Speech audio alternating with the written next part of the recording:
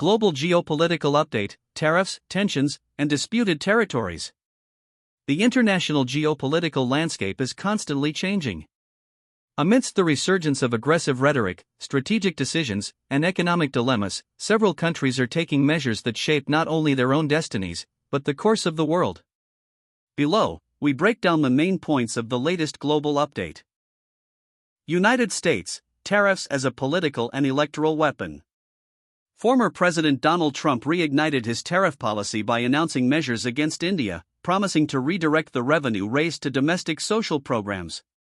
The proposal, however, raises serious economic concerns. Experts warn of the risk of rising consumer prices and an inflationary impact.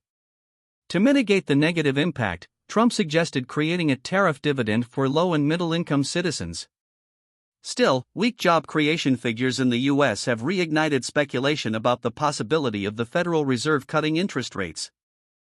Israel and Palestine, religious escalation and signs of annexation.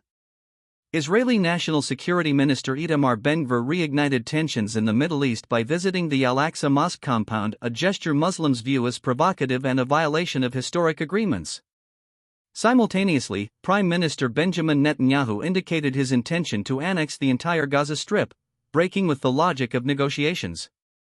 The move appears to be a response to videos released by Palestinian armed groups and the stagnation in talks with Hamas. Russia and Ukraine, between bombings and possible dialogues. Nuclear tensions returned to the headlines after verbal exchanges between Dmitry Medvedev and Donald Trump. In response, the U.S. deployed nuclear submarines, but the Kremlin, through Dmitry Peskov, adopted a more cautious tone, suggesting that the escalating rhetoric was not in Russia's interests. Despite the tension, there was a first. Peskov himself acknowledged, for the first time, the possibility of a future meeting between Vladimir Putin and Volodymyr Zelenskyy, as long as it was preceded by a negotiation process. At the same time, Ukraine continues its successful offensives, especially with drones, as demonstrated in the attack on a Russian base in Crimea. Another sensitive point cited by Kiev was the presence of foreign mercenaries from African countries, Pakistan, and even China fighting alongside Russian forces. China, the weapon of the 21st century? Strategic minerals. China has begun restricting the export of rare earth minerals, essential to Western military industry. The justification was humanitarian, but analysts see the measure as economic retaliation. Western dependence on these materials could take up to 5 years to reverse, exposing critical vulnerabilities in the global supply chain. El Salvador, Bukele's new democracy. Nayib Bukele, president of El Salvador, remains at the center of democratic debates after approving constitutional changes that allow his indefinite re-election.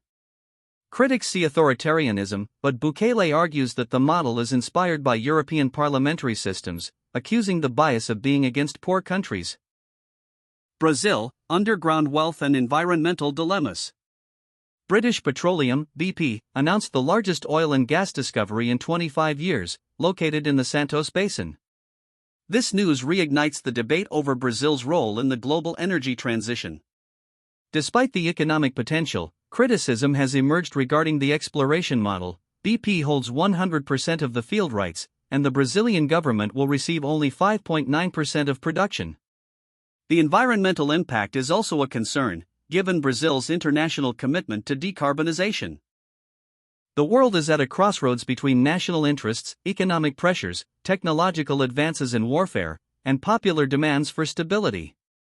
The multiplicity of fronts, from the U.S. economy to territorial and energy conflicts, reveals a growing struggle for influence and survival in an increasingly multipolar world.